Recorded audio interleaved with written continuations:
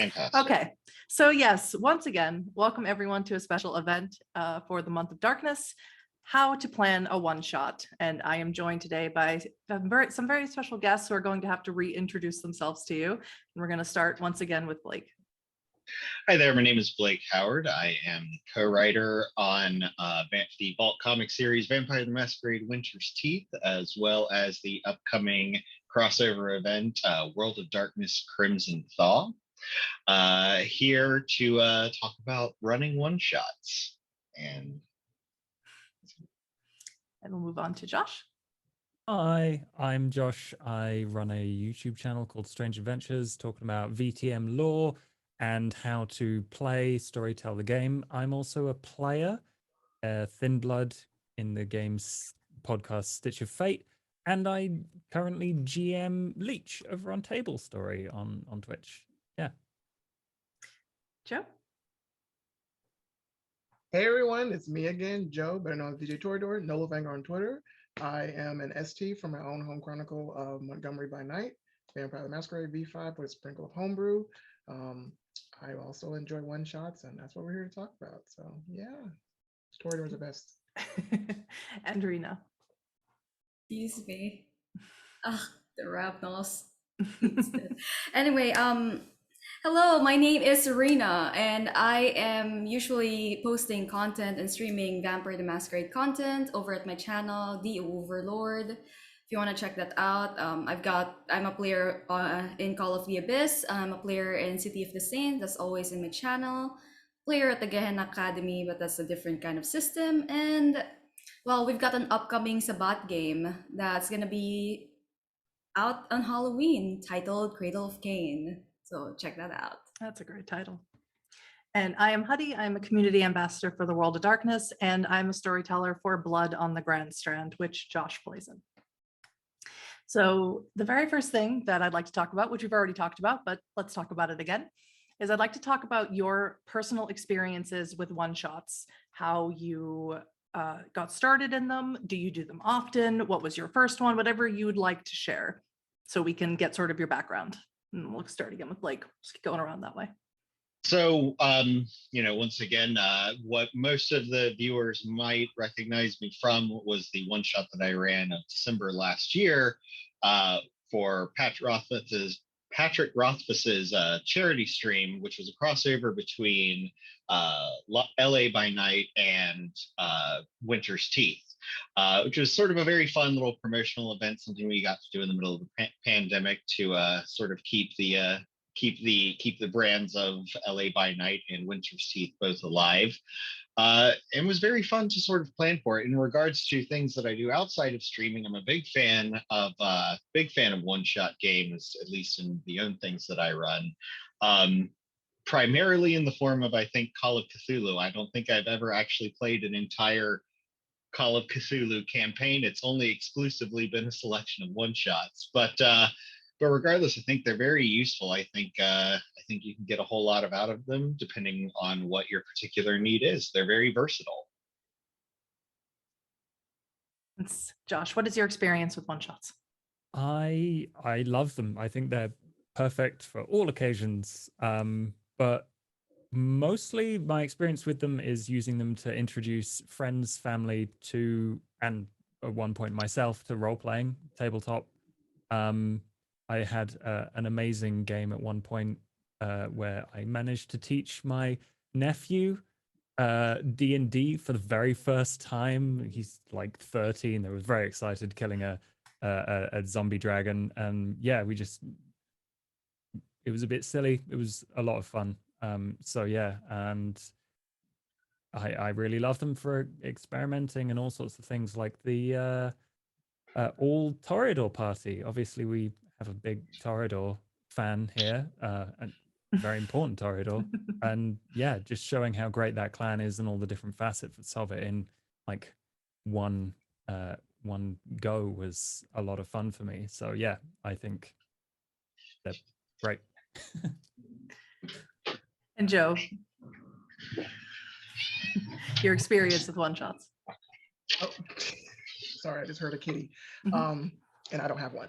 So, hey, sorry, that took me out. Piggybacking on what Josh said, I love one shots because I've been able to introduce some of my friends who have now become part of the grand story of Montgomery by Night through one shots, as well as because we're on hiatus because we're trying to get season 2 up and running. So I've been doing one shots for other people who reached out to me and said they want to be part of the game or be NPCs. And I've been using the heck out of this book, not sponsored. But it has been fun. I've also, people have tapped me to possibly play a one shot with Call of Cthulhu. Never played because I said earlier before the La Sombra kicked in, that it's more, that's more of my aesthetic of that type of world, as well as that era, that essence. I love it. They're also, they're really fun to run, especially for people who've never experienced tabletop or any sort of role playing. I got my start with LARP, so that's kind of how I got into it. And then from the LARP, I've done the one shots, and then I've been part of them and then ran them myself. So that's been my experience with it. Thank you. And Rena, what's your experience with one shots? My personal experience with one shots is very chaotic. As a player, that's how I get introduced into a new system, and that's how I met a lot of my friends through one shots, through Discord, especially like lately. There's no face-to-face and stuff like that, so everything's online over Discord and everything. And I met a lot of people. And with one shots, it's great because you get to playtest a lot of new things that you want to try out, a lot of cool concepts, and I personally love it, especially since I don't have that much free time to run a whole chronicle nowadays. So that brings me greatly, it's a great way to segue into the topic at hand that I'd like to discuss, is the benefits of one shots. A lot of you mentioned things like being able to introduce people to the system, or being able to, when you only have such and such amount of time, to introduce someone to the game that could maybe become a bigger game later. What is your opinion? Do you think that Vampire the Masquerade or the World of Darkness storyteller system, do you think one shots are a good way to teach someone the system? And this is a free for all, anyone can jump in. Heck yeah. Definitely. Absolutely. Yep. I'm gonna speak for myself that I've put people who've never done role playing at all into this little scary world of the World of Darkness with Vampire the Masquerade. The thing that a lot of people get confused about mostly is the dice system. So I use that to show them how any D10s, you don't have to get vampire dice. I mean, if you want to, you can. But I'm like, D10s, and the book is actually pretty straightforward about if you're using regular D10s, about 1 through 5 are fails. 6 and up, 6 to 0 is a success. And I explained how that works. And I said, get different color dice. And I explained the blood dice and all that system. I think it's wonderful how it works. I have, again, the word is not tortured. I've tormented some of my good friends, and they're just like, and then I was like, this is a one shot. And they're like, there has to be more, because you can't leave us hanging like that. And I'm like, well, if you start messing with a La Sombra who's possibly Diablo Rise of Samisi, Yeah, I feel that. Yeah, it's great to run one shots for people who hasn't played it at all, the system at all, because if you bring out a one shot that's super stressful for them, they get super into character. And if you're trying to explain, like, can you roll like what's in awareness for me, and they would look at their sheet and they would say like, oh, how many dice do I roll? And I'd say like, so that's the wits and awareness included, that's the amount of dice you have to roll. And everyone gets into characters so fast, especially with a stressful one shot. At least that's from my experience. I don't know about you guys. Well, you can ask, say, Blake, to piggyback on what Joe said, is watching Winter's Teeth, the LA by Night one shot that you did. I mean, immediately after it ended, I'm like, no, it can't end there. I need more. Shame. Well, thankfully, things very much not, necessarily by design, lined up in a lot of ways of places where we knew we were going to go in comics. Not too much of a spoiler now that Crimson Thaw is out, but Yeah. for those of you who watched the stream, werewolves, of course, ended up being making their way toward the Twin Cities, and of course now we are seeing. We are seeing the fallout from that in the comic itself. And while we'd always known that we'd wanted to throw in werewolves into the comics, and Paradox and White Wolf very much wanted us to do it as well. This was a really fun way to kind of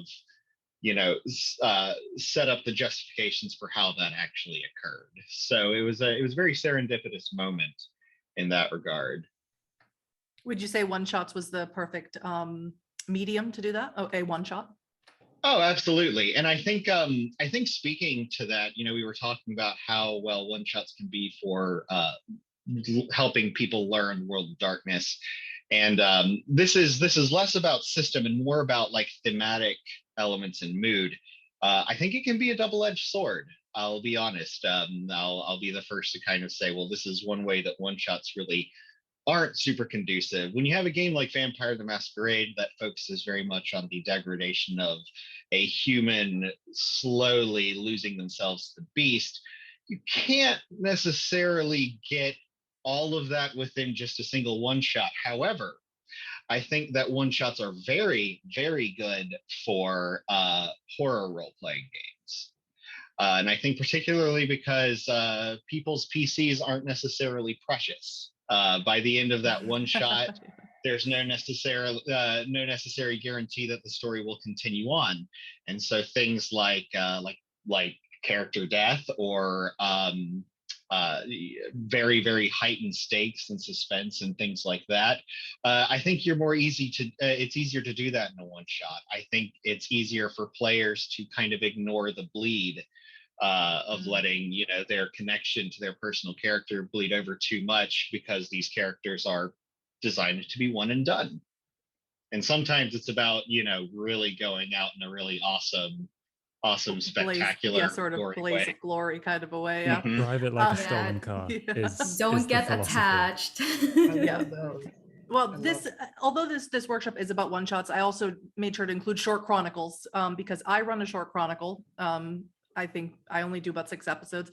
And so I do want to segue that into Josh, who also runs a short chronicle. He's in the 2nd season of a short chronicle, but specifically talking about what Blake said about the thematics. Now, your players, very seasoned role players, but none of Yeah. them were familiar with the system. Correct me if I'm wrong. Yeah. I think only one of them had any kind of passing familiarity with Vampire itself.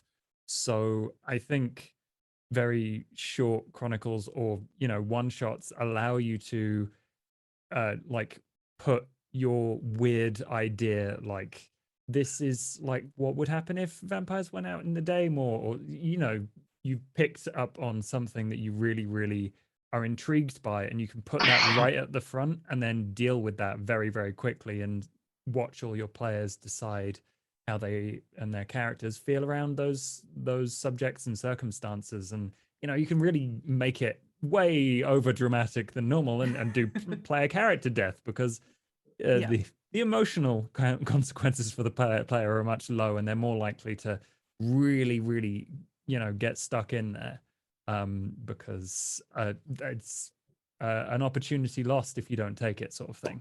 I think that's a really good point, Josh, is one shots, especially what you said, Blake. One shots are a great opportunity to really put everything on the table and let the players really experience as much as they can or as much as they want to of this setting, especially if they're unfamiliar with it. So that brings me to ask, how would you all go about let's say you had a group of friends who have never heard of Vampire the Masquerade, and I don't think that's actually a thing that is true for any of you at this moment, but how would you go about introducing them to it for a one shot? Let's say, hey, I want to do a one shot. How would you go about doing it? They've never heard of Vampire the Masquerade. I'd ask them what their favorite vampire film was, Interesting. Why is that?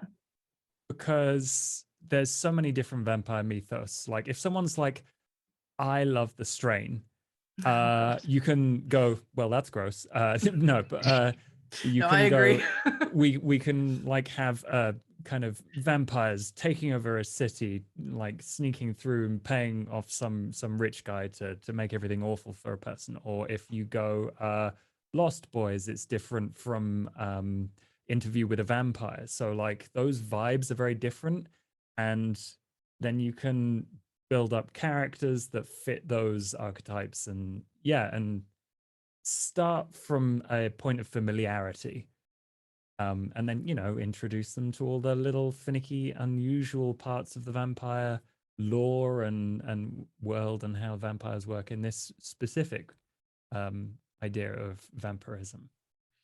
So, Joe, you said you did introduce some friends to Vampire the Masquerade. I did. But you said you introduced them to dice as well. What was the initial pitch, let's call it, of how you got them to play? Oh, well, kind of sort of what Josh was talking about. We are, I'm not the darkest dark person. I didn't have a goth thing. Sorry. I like manga and stuff. So, and slice of life stuff. But anyway, what I did was we were all sitting at a friend's house, and I was like, actually, no, I'm sorry, I'm mixing two things. The people that I introduced to vampires, I was like, they came up and I was like, hey, what are you watching? And it was LA by Night. And I said, gather around and sit, and we'll start for episode 1. By the end of episode 1, they were like, there's more of this. I said, yes, and there's more cities and towns that do this. And I said, I wanted to be a player in a game. I could never find one, at least locally. So I decided, I was like, I'm going to run a game for one of my friends. I think he's in the chat too. And he was a Tremere, and we ran it in my hometown. And it's the Anarch, one of the only Anarch places in my part of the state. And I showed them basically the dark underside of, because LA is really, I'm sorry, I'm getting tongue tied. What LA does and what I'm doing with Montgomery is that this is all happening at the same time. Like people get up and they go to work, but at night is where the real action comes from. And then pulling on that with the movies, I was like, I liked Queen of the Damned. That was my vampire movie awakening. I was like, ooh, no, I'm sorry. Jumping ahead again. Blade was my movie because that was my mom's movie. We shared that. And then as that progressed, I was like Queen of the Damned, and then going backwards, and I was like Interview with a Vampire, which I have watched recently as an adult. Holy crap.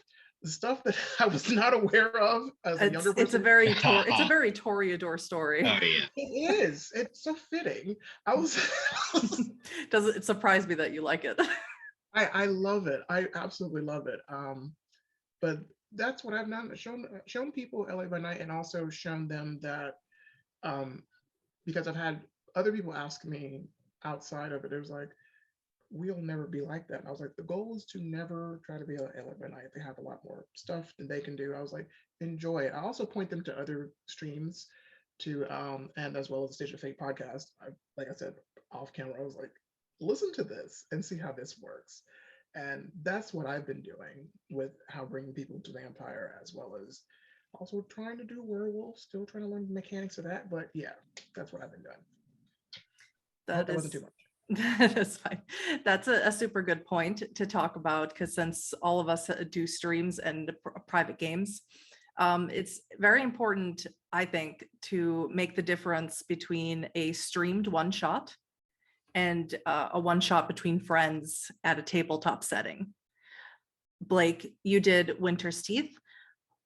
What would you say would be the biggest difference between you doing that with the established characters of LA by Night and you sitting with your friends at a table? Well, I think the main thing is that I'll confess there was a decent amount of anxiety on my end going into it, strictly because Annabelle and Victor aren't my characters, so to Mhm. speak. You know, they are of course, you know, B Dave and Erica's and Jason to an extent, those are their characters.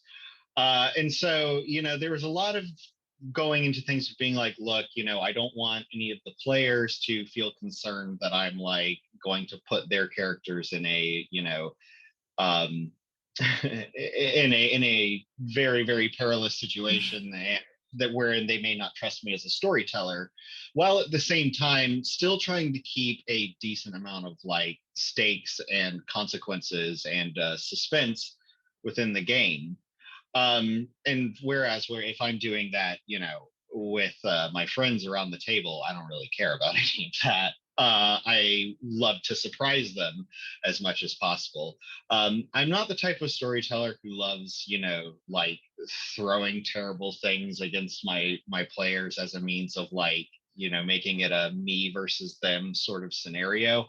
I just love telling compelling stories. And I think Yes. going into things, if I am telling my friends sitting around the table, you know, hey, we're going to do a one shot, it's for a horror game, that you know, they all of most of the people that I play with are very genre savvy.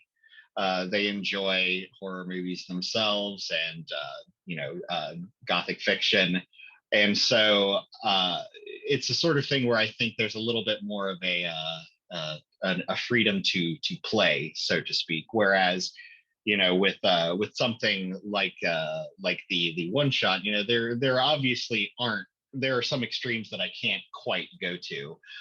For instance, you know, the obvious answer being like killing one of the LA by Night characters, or on the flip side, killing a character in the comic who might not be done yet. Mhm. So yeah, it's interesting when there are like sort of canon constraints that one has to limit themselves to. Whereas with your personal group of friends, I think there's a bit more freedom to go bold. I would agree with that. And I think yours is a very particular situation of playing with canon characters from different things as opposed to Sure. something from your own. Rita, can you share with us what you think is a big difference between a home game and a streamed game, or that from your experience? This one I can speak from really personal experience. I'm new to Vampire the Masquerade. I've only been playing for a year, like from next week, actually. My first ever game. I've never done a one Happy shot. anniversary, by the way. Thank you. But we've never done a one shot before. I was playing D&D with my friend, my storyteller friend, and he told me, so I see that the group is falling apart. Do you want to try a new system that's more focused on storytelling and role playing rather than the dice rolling? And I said, yes, I'm interested. Sure, let's do that. And Midnights in Metro Manila has been born, and all of us in the table has never played the system before. We were all struggling at the first few episodes, especially since it's streamed. A lot of people are judging you online when you are Yes. streaming. And if you don't know the system, a lot of them, most players are really generous. They're like, yeah, they teach you in the chat and all that. But other players are like, how come you don't know this already? And it's a big difference. If it's just me and my friends in a one shot in a short game, we can just fluff around and we can just like pause and look at the rule book and stuff like that. Um, we can just derail the story however we like, but in a stream one shot or in a stream game itself, it's a whole lot different because it's not just you, it's not just a private thing anymore, it's a public thing. And those videos are going to be stuck there online forever. So a lot of things And were there's to also say. a pressure to perform, I think, as well. Yeah, At least I that's feel what I that. told to. Yeah, there's the pressure to perform. There's the pressure to dress up, be that character. There's a pressure to actually like immediately try to learn the system Yes. instead of just sliding you through it through one shots, as they say. Yeah, and you guys are doing so good segueing me right into my different things. So and I'll just use a real simple personal experience. I've done a few one-shots privately with people in German outside of the Vampire the Masquerade community. And the things I focus on are the role playing and sort of I don't focus too much on the rules. I don't focus too much on dice, especially because it can get overwhelming to people who have never played a TTRPG. What do you guys do when you're introducing new players that you sort maybe leave aside or don't burden them with? Is there anything that you guys do? And anyone can jump in.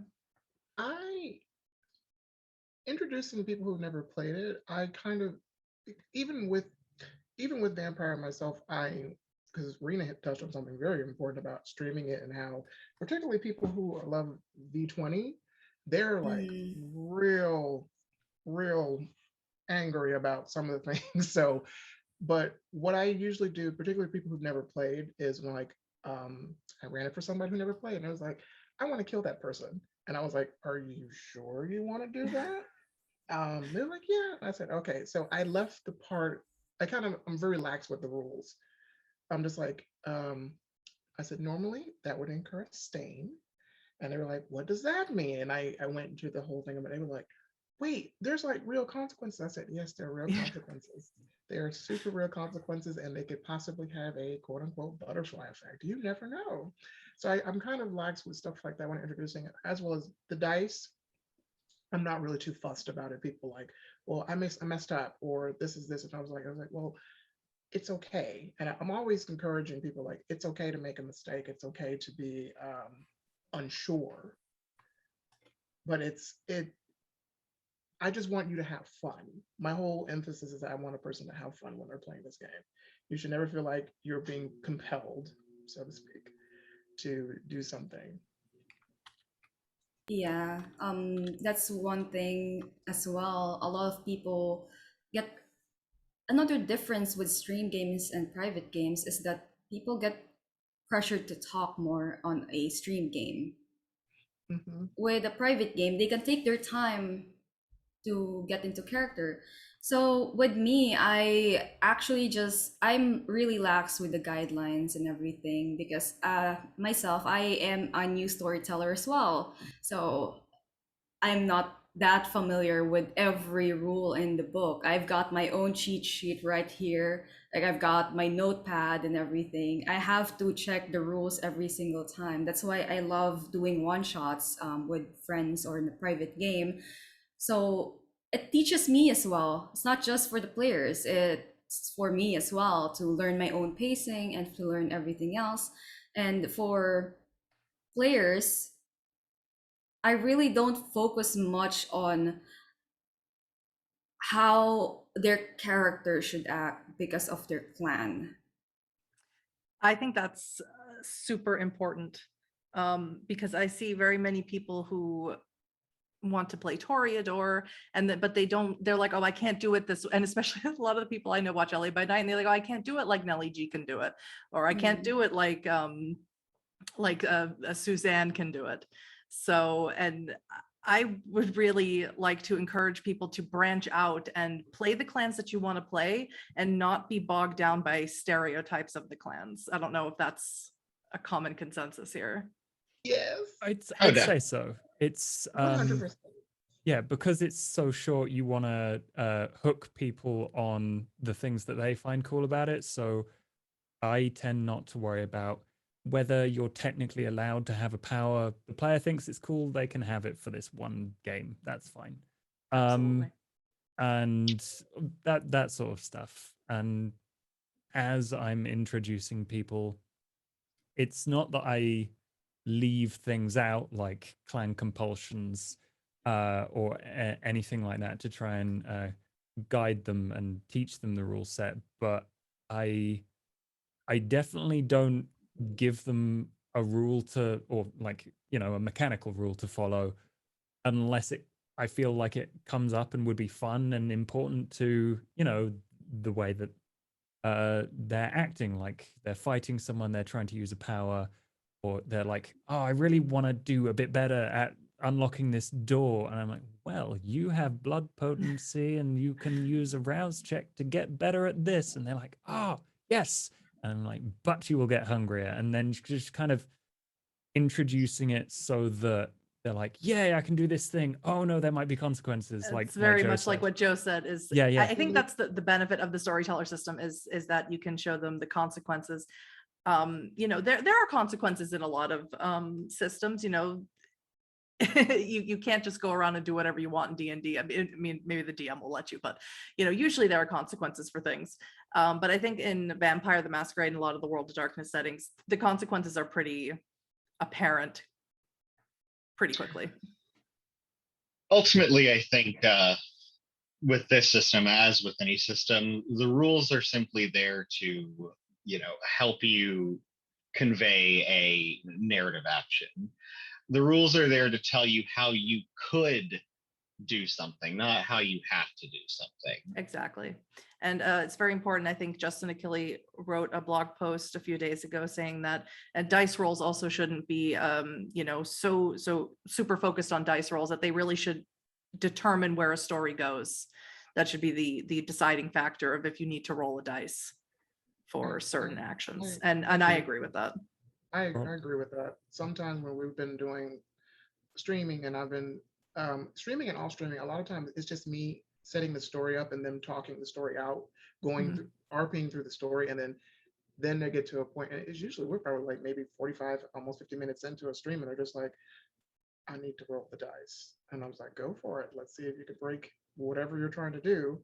Again, still on my poor friend that was like, I killed somebody and there was a consequence. Like, yes, there's a consequence to killing. And with that one shot, and I made it so that that person they killed was important to the one shot, but they didn't know that. So that, and them just going straight to that person was like, I still like how your face looks. And I was like, okay, go for it. And that was the end of that person, but they found out that they had the blood plague. Oh no. And well, that brings me to the next topic, or a good segue into the next topic. Even with one shots, safety is very important to make sure everyone is on the same page. But I think when we're not doing a chronicle, it doesn't necessarily have to be so. Actually, I could probably do a whole panel on just safety in the World of Darkness, safety in TTRPGs. But would any of you like to share what safety tools you use at your tables that you think are important even for one shots? Consent checklist for sure. Yes. First of all. yes. Second of all, my one thing that I always ask, and this is learned from my experience, I didn't know this before, but this is aftercare after every session. Yes. Yes. Everyone always forgets it. They're like, oh yeah, we're done with the session, and everyone's just leaving. But some players always feel so stressed out after the game, and they bring that into their real life when they should be disassociating themselves from their character, especially if the game has been running for, let's say, like 8 hours. You're in a one shot with your friends and everything. That was You a got long into that one shot. character. Wow, 8 hours. You've done that Yeah. before? 8-hour one shot? I've run that. You're a champion. Oh My my goodness. goodness. They Put were on the super into payroll. character, so It couldn't be me. I could never. couldn't. No, I think aftercare is super important. I don't know if I would do aftercare for one shots, just because I should have mentioned earlier, my one shots tend to be quite light. Like I do like speed dating in Elysium, my one shots. Oh, so can I join that? Join. Everybody is welcome to my one shots. Or you know, I think I did a roller skating disco one in the 70s in Berlin, you know. So my one shots tend to be a little bit light, just because, and Josh can attest to this, when I do a full chronicle, it's a little bit deeper, a little bit darker, and I take my time with the story. But one shots I keep pretty light. But aftercare is interesting for a one shot. I haven't really done a deep dark one shot yet. And I know Josh does aftercare for his short chronicles. I believe you all take turns hosting aftercare, isn't that right? Well, yeah, that's kind of extra entertainment, like the Walking Dead kind of Okay. host After show show. where they the like after show like the kind of Talking thing. Dead. Yeah. Yeah. But no, we absolutely do aftercare for everyone, because you just need a little bit of time to decompress, and every now and again, two players get heated and they yell at each other, and they already know that they're best friends, but just giving them the time and the space to go, "I love you so much, you're my best friend. I'm sorry I yelled." Even though they might genuinely fully understand that, it's still good for them to just go, "Wow, that was amazing," and get things off their Yeah. chest. Yeah. Do aftercare after all of my one shots or my long panels. Like usually when I say it's time for us to go and then see you, I use outstars. I hope it's not copyright. I'm just like, don't get lost in the night, Kindred. And then immediately all mics off, and I'm just like, that was really rough. Let's talk about it. How's everyone doing? Usually I get pretty, and I use that to say, how are you? Where are we at? Also, switching it up now because we're moving to season 2, I'm going to use different tools. Like usually I just say my DMs are open on Discord, on the Skype. Excuse me, Skype. I'm sorry, this is not 2000. On the Zoom channel, I'm like, it's open. If you're overwhelmed, please let me know. And we had an episode where that happened, and I smoothly did it so well that the other characters picked up, and then we came back to that person. Especially when you're involving demons into World of Darkness games. But that's yeah. right there. That got someone really uncomfortable, and I was like, they said I'm overwhelmed. I said, okay, and kept it going, went around it, got back to it. But I do, once we're done, I'm like, let's talk about it. If we want to cry, let's cry. Usually I'm all about getting ice cream and stuff for people. That's just the thing that I like to do. And I appreciate other STs that take the time to do that with players, because sometimes, even though I have a pretty dark mind and stuff like that, it does get a little bit much. I was in a one shot with Rena for, I think it was Vancouver. Yeah. And they all ganged up on my corridor. They all I was trying to save you. I'm like, everyone leave him. And they because how I was playing it, it was hilarious. But like Rena's character ducks in between the prince, the student be prince, because my character declared praxis over the city for no reason. I'm like, and he just started appointing everybody that was around. You're the seneschal, you're the sheriff, you're the. Sounds like a very Toreador thing to do. It was a complete disaster, but it was. I just sashayed to the new prince immediately. I'm like, bye to Joe.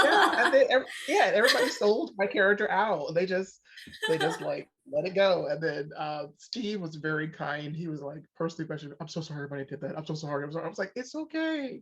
But yeah, that's some of my experiences. So that's aftercare for afterwards. Yeah. What about safety tools before and discussion, session 0 and discussing before? Like, did you have a discussion with everyone before Winter Steed? Yeah. Well, the unfortunate thing is that because everybody's schedules are so erratic and whatnot, the sort of, beforehand, talk that I got to do was not quite as much as I normally would like to do.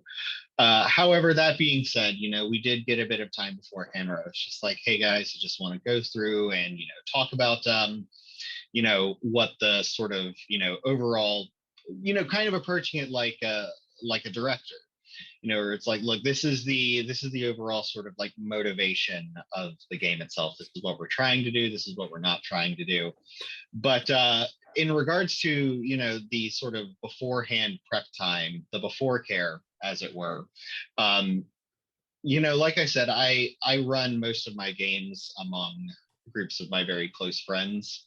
So these are people with whom, their personalities and their limits and their, likes and their dislikes and whatnot are things that I try to be very in tune with.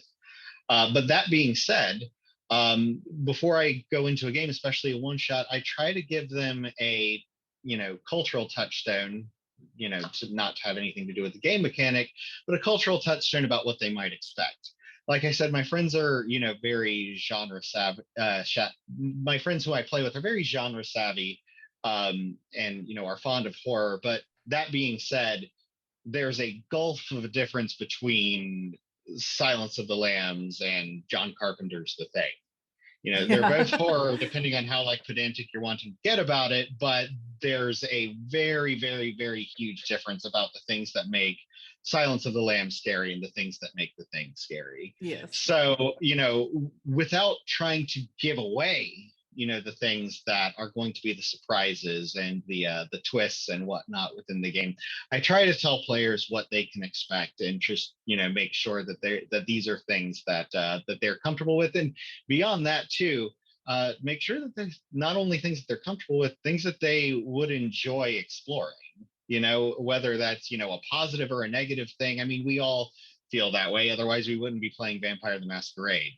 We all love to see our own characters suffer from time to time.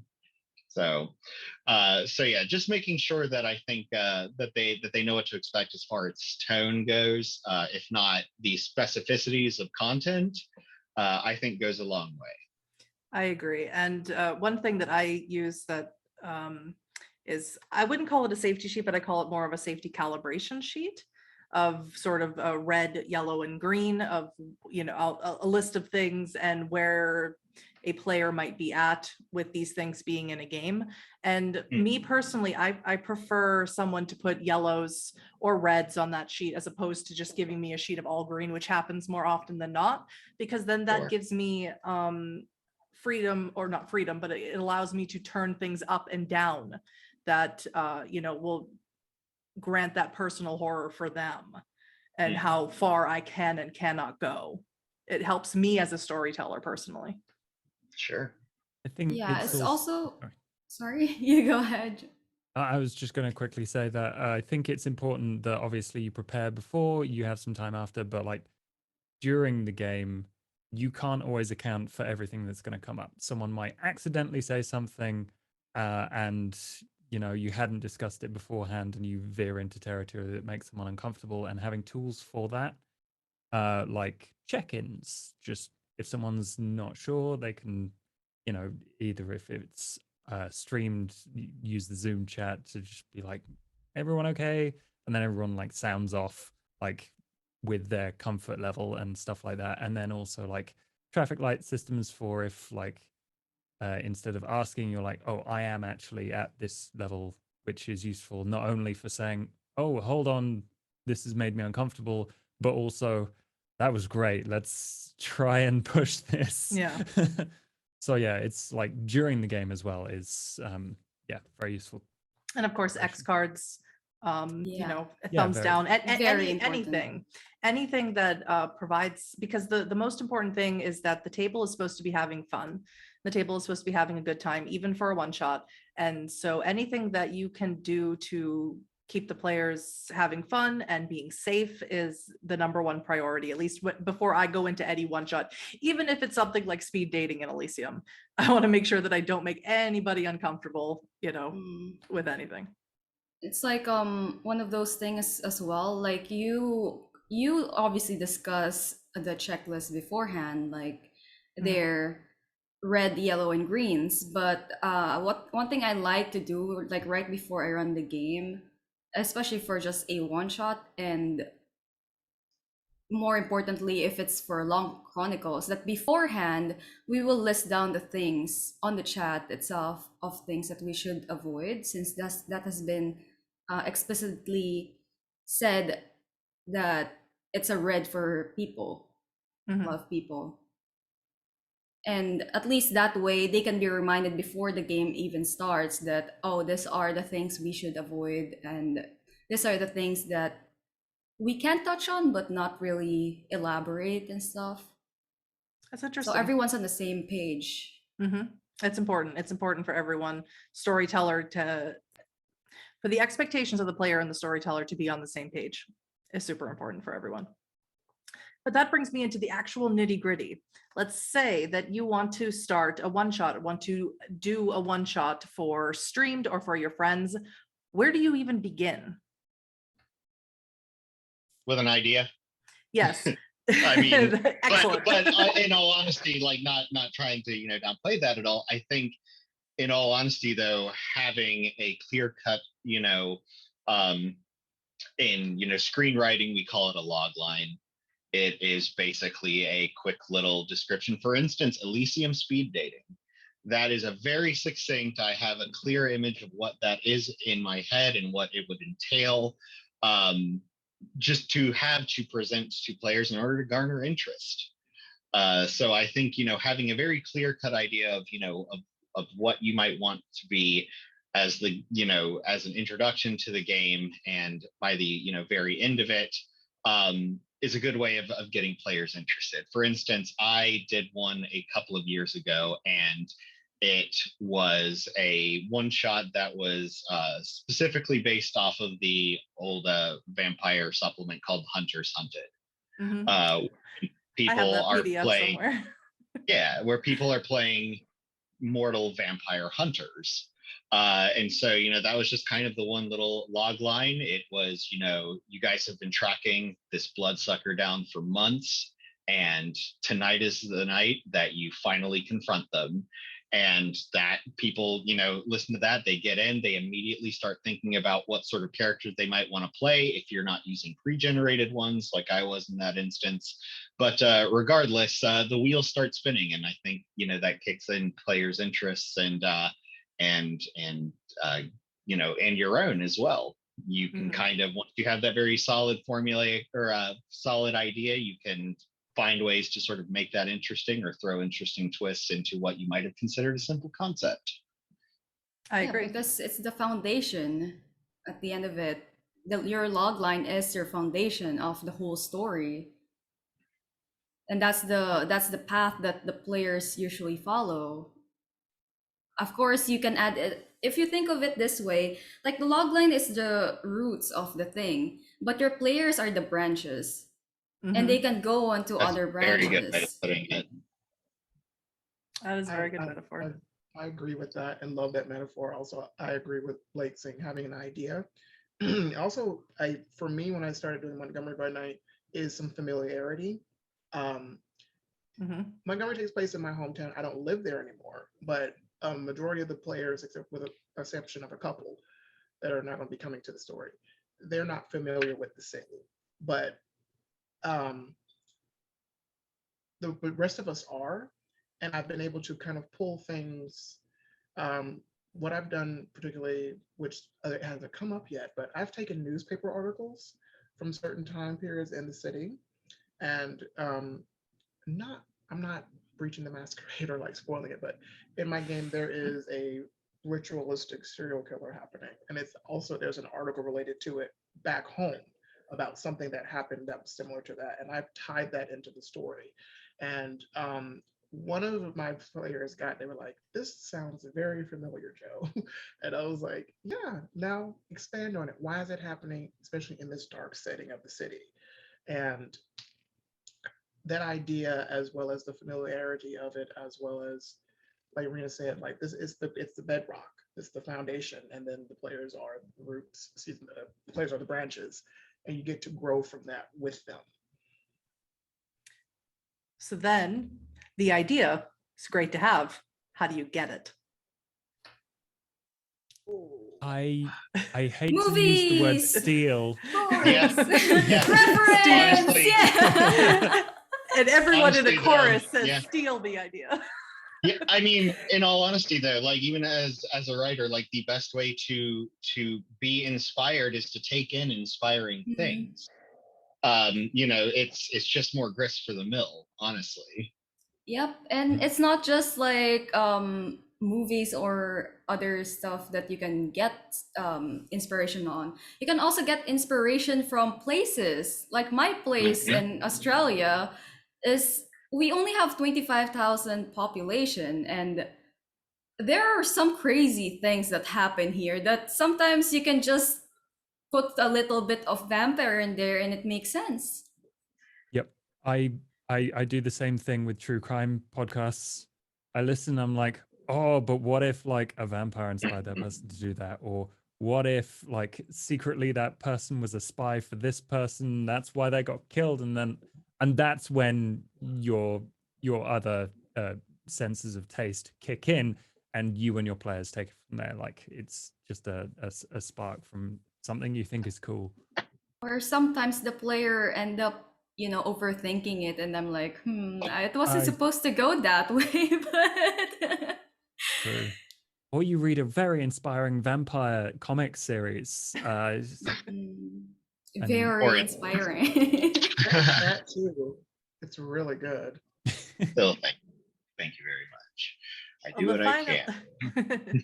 the final thing that I have on our little list of things to do is the ever so important. Well, I suppose, Rita, if you sat through an 8-hour one shot, maybe this isn't the question for you, but how do you manage time in a one shot, especially if it's streamed, and most streams run for between 2 and 3 hours? How do you manage that time? I'll say for my part, one of the most useful things I ever did to kind of develop my ability as a storyteller was taking improv classes in college. It gives you a very, very clear idea of, what sort of pacing you are setting when you establish a scene. It gives you a good sense of once you've milked everything out of a scene and it's time to like, okay, we're moving on at this point. Yeah, it gives you a very good sense of timing and an idea of when to give space to a player, when to take space narratively. So yeah, I think having a good sort of layout of almost like an act breakdown. This is what I want my act 1 to be. This is what I want my act 2 to be, and this is what I want my act 3, my resolution to be. And keep an approximate amount of time you might want to spend on it, but also keep in mind that things will ebb and flow during the ephemera of live role playing. So be prepared for that.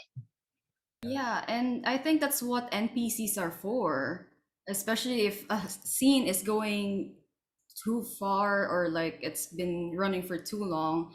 You just grab an NPC that, like the sheriff, and go like, yeah, while you guys are talking, the city's burning down. So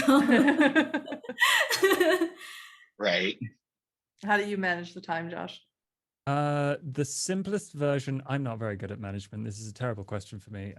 I'm not organized, but I think when I'm doing my one shots, the simplest version I have is I have a piece of paper in front of me that's like, this will happen to get the players to think about this scene. Like there's a grand speech in front of everyone, part 1, and then from there they'll go and do something.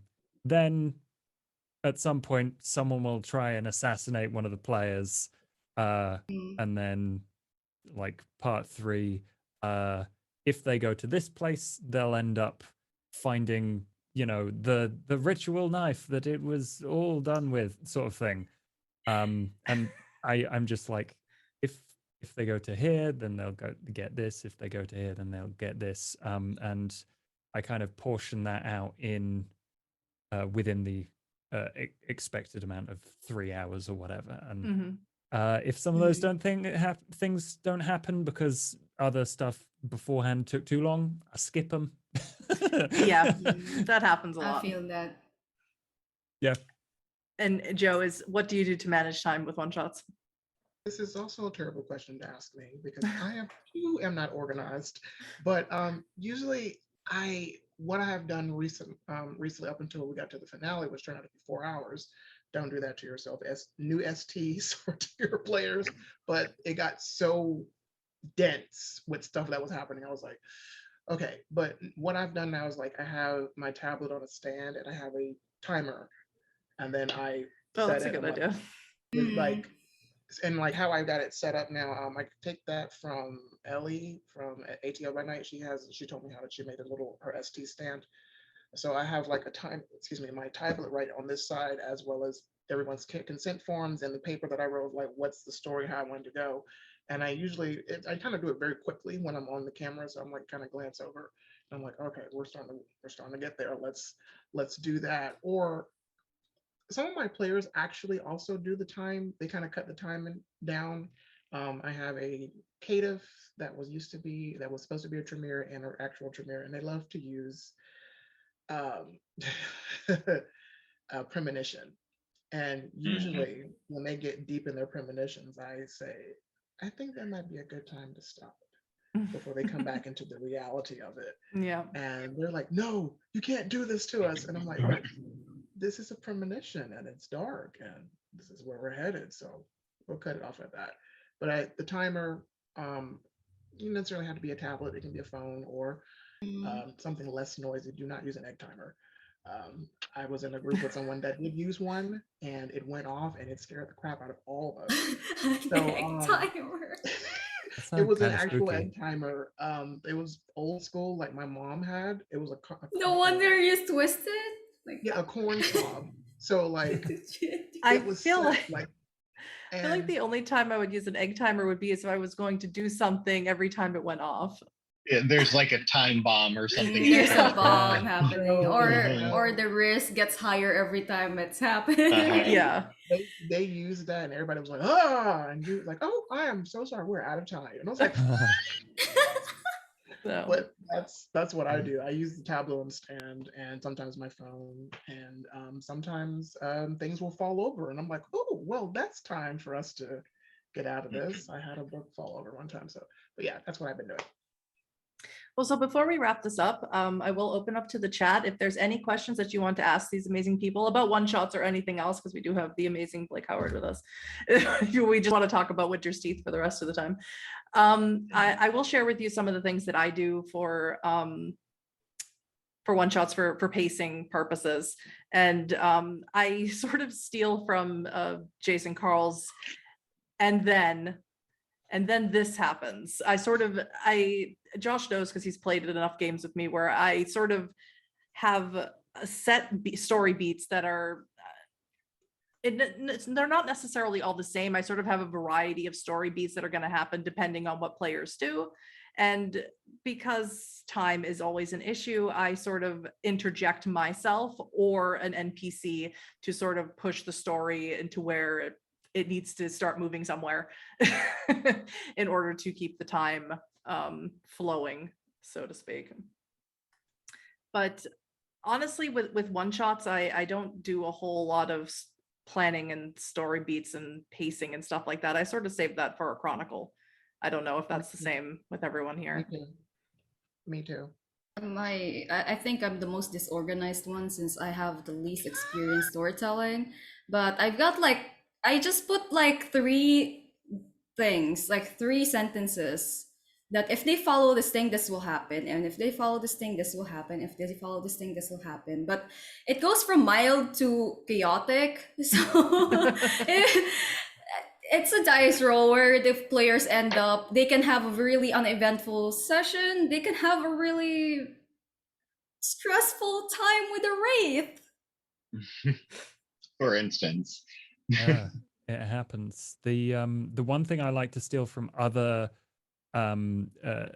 different what's the word system from a different system is clocks from Blades in the Dark, where it's kind of an escalation, like a countdown, where all the players can see that you are 5 steps away from something awful happening, and like someone makes a mistake, you fill that in, and you kind of ramp it up that way and like push them to action.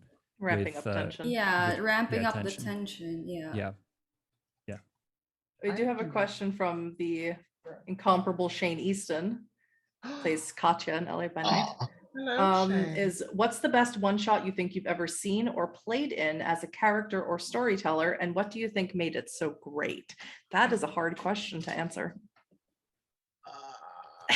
So I'm going to start with Josh because he's making the most awkward face about it. No, I haven't thought. I'm not ready. I'll jump. Okay, Joe, you go.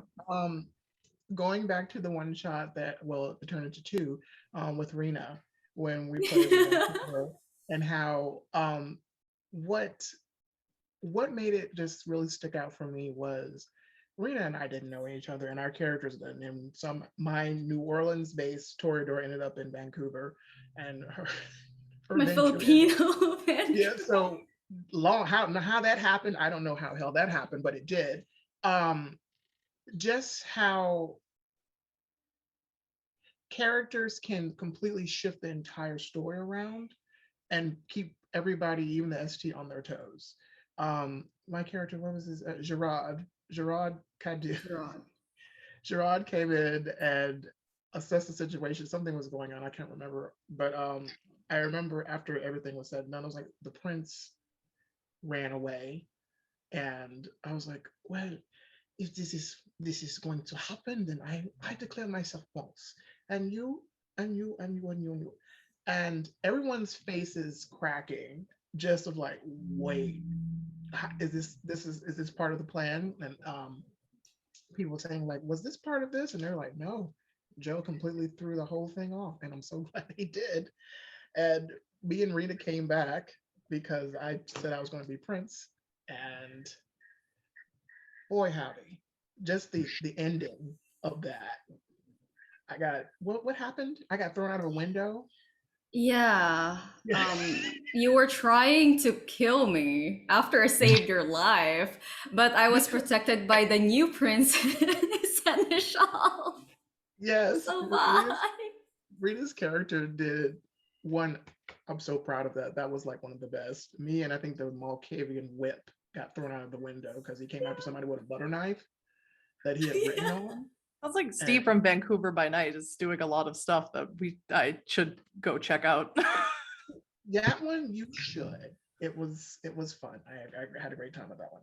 What about you, Rena? What was your favorite one shot? My favorite one shot is probably the charity stream we did for Wava. Um, it was with Shane and Ellie Collins from Hmm. ATL by Night. And I didn't know the others because the only person I knew there was Bully and the storyteller. So I didn't know how it would go, but we did really great. We followed the story really well, and I think one of the things that I loved about that one shot is that it ties into the actual long running chronicle that we have, and it gives me clues about like, oh, this is actually a big clue to what's to come for the long chronicle. Like, What you, Blake? There was a game I was running a couple of years ago that had gone on for quite some time. So the players had gotten rather powerful and influential within their domains. Most of them, 201, were these pretty big power players who loved to throw their ghouls at things, as Camarilla bigwigs are wont to do. A lot of these, well, I have all these dots and retainers and allies, so I'm just going to, send them off to do that. And it became such a constant sort of thing that I had the idea to be like, okay, in lieu of our usual weekly session for this chronicle, I'm going to run a one shot where you guys are playing each other's ghouls, and you guys are going to you guys are going to experience the boots on the ground job of what you are sending these ghouls to do. And the fear and the desperation that they played in doing that, not only for the like terrible things that they were encountering, but the way that they role played what they feared would happen to them if they failed, was really, really interesting. I, almost viewed it as a sort of thing of being like, okay, well, this is going to like, uh, make them aware of, just how, what exactly is entailed when they send, sometimes these mortals who work for them off to die. And they all got it very instantly. And instead of it being a sort of thing where it's like, well, I'm going to pretend that maybe my character wouldn't be as much of a hard ass about this as they would, they threw themselves fully into it. And I think, while that's maybe not technically a one shot in the sense that it was a divergence within a larger chronicle, seeing the people come back to those characters after that was very, very interesting. of course, that didn't stop them from I was continuing about to throw ask, the actually. people. But all the same, it was a very very fun, very special episode. As we, Yeah, I was as gonna we say it's tried one to of those like in a TV series, like a very special episode this week. Exactly. Mhm. Josh, what about you? I've got a few, but that's cheating. I think Just one. just one. One I had a lot of fun with recently was GM'd by Trooper SJP, and he introduced me to the system where you are playing as a spy, and we did it in the style of Avengers, as in Mhm. Avengers, the TV TV show. show. Diana from- Rigg. from Diana Rigg and all that, and we all got to be these ridiculous spies with like cool shots, like describing how like this guy's gritting his teeth, and the camera, that was Drac, and the camera focused on his teeth, because like all of the different characters had like one kind of thematic element to them, and my character just really liked white rabbits, and I got to be like yeah, I just got to be silly with it. I played a banker who part-timed as a spy called Walter Mellon. I know you were had wearing. a cane I saw that you were sword. wearing a great hat. Yeah, it's a great bowler hat. I had a lot of fun just putting a costume together for that. It was a good time. I haven't been in any one shots, but I have ST'd a lot, and I think the very first time I got to do it was my favorite, where I got to mix vampire and my favorite setting in the World of Darkness, which is Wraith the Oblivion. So that was probably my most favorite. It's a very short story.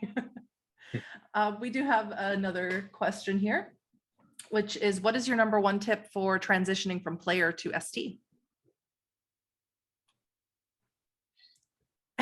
Silence. Trust the people that you're playing with, I think. Have some very generous people that you're at a table with, so that Yes. if you need to look things up, they're not going to be like time, or if you do something with an NPC and they're surprised, they're going to like get into it more. Yeah, have generous friends. Generous be- friends. Or just have newbie friends to play with, at That least the too. same level as you. Either that, or because that's what I'm doing right now. I'm transitioning from player to ST. And what I did is that from the start, I told them, like, guys, I am new to storytelling, so you'll have to excuse me if some of the rules I'm not sure of. I have to check it. But if you know the rules, you can let me know so that I can learn as well. So we can both learn together. I agree. It's rough at the start, but once you get into it, you get to create your own story together with your players, and it's great. So don't hesitate. Don't hesitate to storytell. No, guys. and don't hesitate to play for seasoned players either, because I decided to play for Josh and the Primogen, who have been playing. Josh been playing forever, and I think Chris has been playing since the late 90s, early 2000s. So I made a ginormous mistake doing that, but it turned out really great. So don't be afraid to, even if your players are seasoned, just make sure that they're generous, as Josh said. What about you, Blake? Number one tip. I've never PC'd Vampire the Masquerade, so I don't really, I don't know about answering that question, though. I suppose, I have PC'd in other games before I started STing Vampire. So as far as like, advice that I could give, I would just say, don't feel like you have to absorb every single little bit of lore or minutia. There's no canon police that are going around and knocking on people's doors of people who are running games and trying to ensure that everything is, according to how it is in the rule book, or how it was in this one novel that was written 20 years ago. Like, don't worry about any of that stuff. No. Worry about telling your World of Darkness and what your setting means to you. Exactly. If you think of it, that it's a very popular concept nowadays. It's all a multiverse, and this is This is your particular multiverse to do with as you please. And what about you, Joe? What's your number one tip going from player to storyteller? Kind of what Josh says and what Raina says, like, you have people that you are that you know or you don't know, and having some sort of established trust, as well as I say, one of the things that I did from becoming a player to an ST is that every storyteller is different, and you don't have to be them.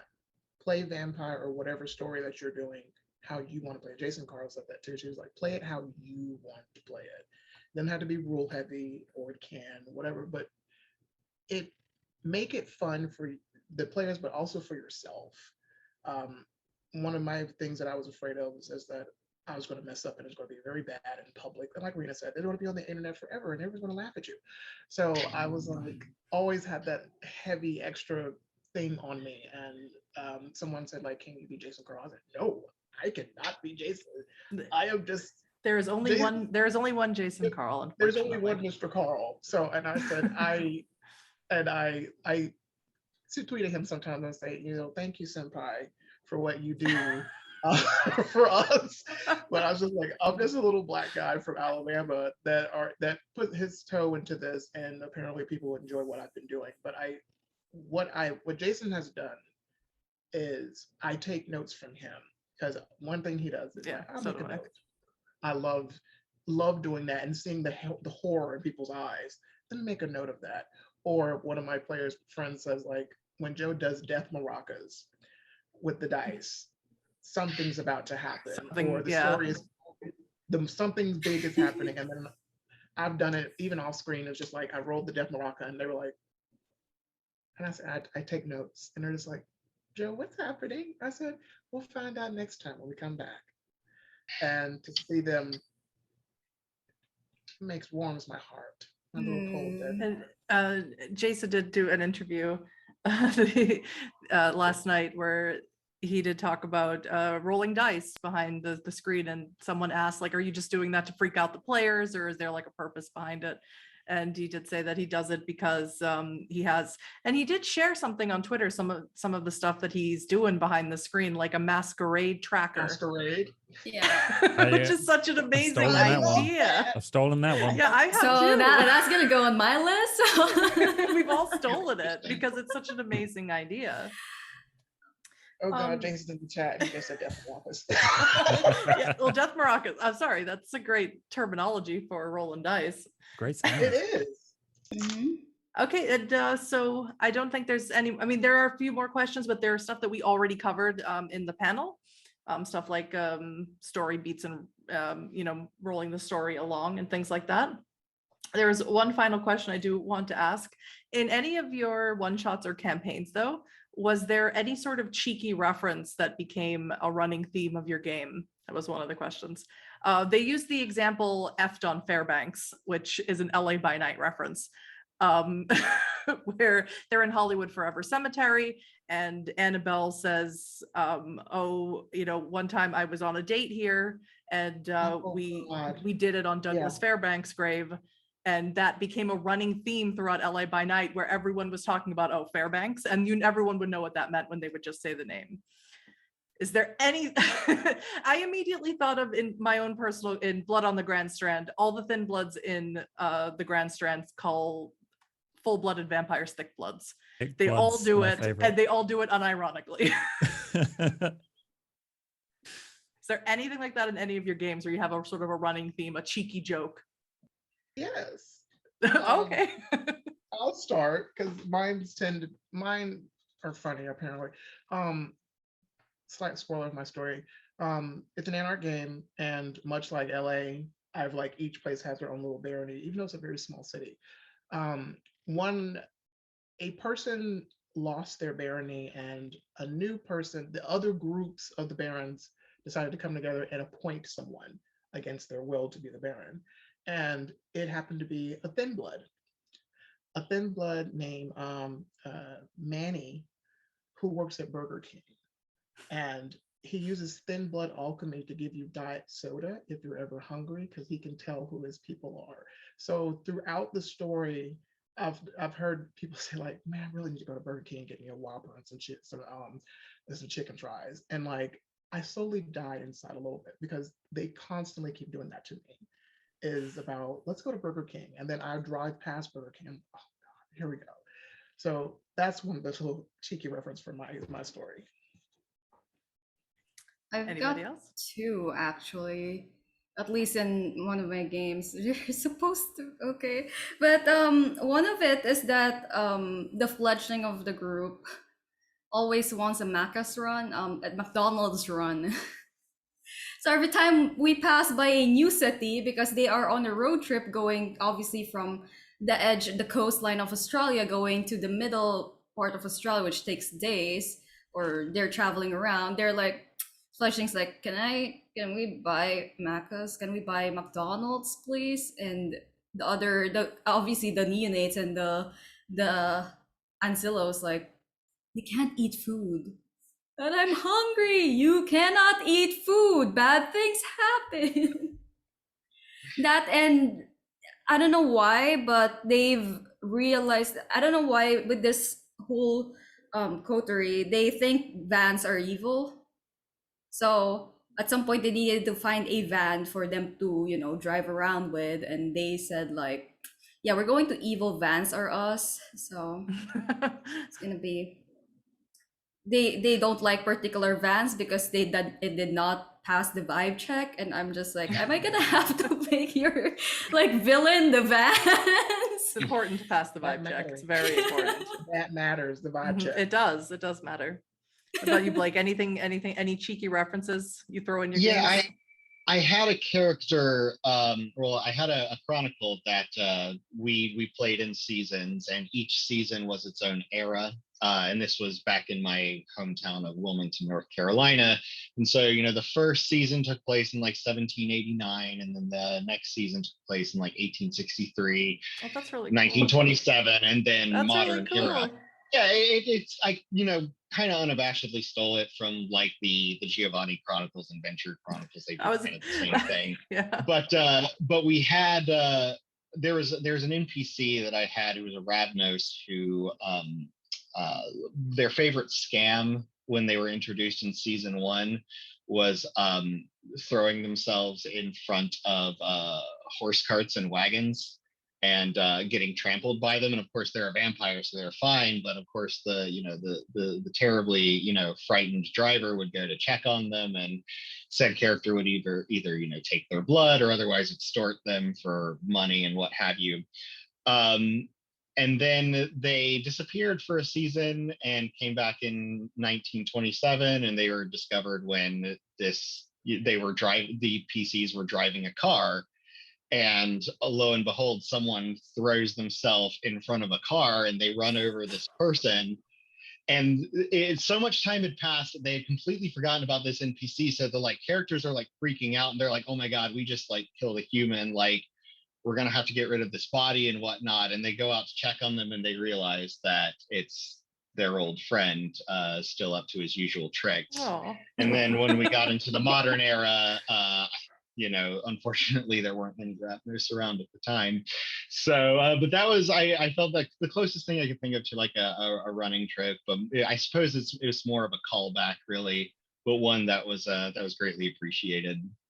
I think it still counts. Ed, what about you, Josh? I think I'll tell this one. So the Peachy Pixelate, who plays Darius on Leech, him and I were talking about how this Anarch coterie were going to try and take down the Prince. And so we were like, what car? Like there were various Ventura riding around in cars. They were going to jump them while they were on the road. And he was like, what car would they be in? I'm like, well, obviously it's a Mercedes. Like they're definitely Mercedes people. And we had which brand of car they would have. And then it ended up being it evolved into this meme where we were like, just, you could just go and jump the Mercedes dealership and that would get rid of all the Ventura. It's a very easy, quick route to winning a city. It's just straight to the top. Manager of the car lot. Just If you eliminate the Mercedes places, they can't go anywhere. then they can't go anywhere. They're stuck, and then they're You cut off sitting their ducks. supply line. Exactly. Yeah. Okay. I want to thank you, all of you, so much for joining me for this panel. All of your stories have been great. All of your tips have been great. And before we go, I'd like you to tell everybody where they can find you on your socials and things like that. So we'll do this one again. Start with Blake. Right. So I am on Twitter at shoulder O, letter O, Pallas, Pallas. I'm also frequently found on the World of Darkness Discord, the official World of Darkness Discord. But yeah, if you follow me on Twitter or on aforementioned Discord, keep an eye out, because later this week I will be releasing my very first recorded podcast chronicle called Written in Blood. Oh, wow. So keep an eye out for that. Kind of like I had mentioned with the previous game that I had run. This one takes place in New York, starting out in the 19th century. And as the story progresses, we will be seeing different eras. So yeah, keep an eye out for that. Absolutely. And Josh? Hi, I'm a very busy boy. If you want to find me on Twitch or Twitter, it's GamingFTL. I am currently STing a chronicle on twitch.tv/table story called Leech. It's very dark and serious, set in Manchester, England. I'm also on a podcast, Stitch of Fate, which is about New York gangster vampires, I guess, is a very quick way of describing it. I play a thin blood who's a little bit cheeky. And yeah, I'm not playing enough Blood Hunt right now, unfortunately.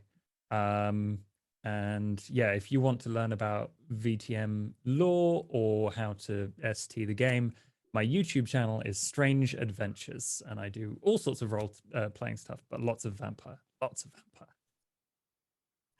Joe? Hey, it's Joe. You can hit me up on Twitter, Nola_Fanger, like Fangbanger from True Blood. You can also follow Montgomery by Night through River Region Studios on Twitch, as well as Instagram, as well as our Twitter is River Region Stu, STU. I'm trying to remember. But that's where you can find out what's going on with Montgomery. Currently, it's kind of quiet right now because we're still doing interviews. But yeah. Hit me up. I'm a free agent. I just like to play vampire with cool people and have fun and whatever. And you can send me spicy DMs or vampire teeth, whatever. Or stuffed hippos. I've gotten something like that before recently.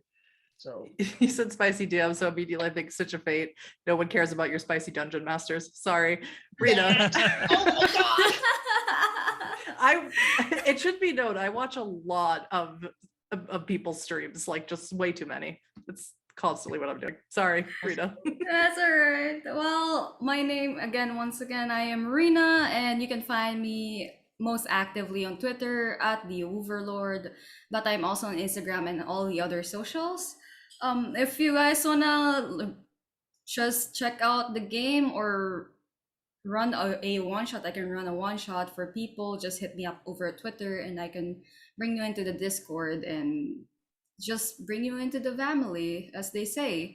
I do a lot of streams with Vampire the Masquerade content, so if you guys want to check that out, it's all over YouTube. I know what I'm doing, but if you want to invite me to see your game, I'm like, Joe, I'm like a free agent. Yeah. Just walking around here. Literally walking around doing nothing. Yeah. Causing havoc in every Causing one havoc, shot it's very important. And I'm Huddy. Sorry. Sorry. And I'm Huddy von Schland, absolutely everywhere. And you can bug me about whatever, vampires. You can always bug me about vampires. And I think I need. You do a fantastic job on your channel. I love your. Oh yes, also Huddy, I do a YouTube channel. I do LA by Night recaps and stuff. You're so good. Thanks. I don't like to advertise myself, but yeah, want to thank you guys so much. Thank you so much for being with us tonight, and just need Outstar to be able to end the stream when she can.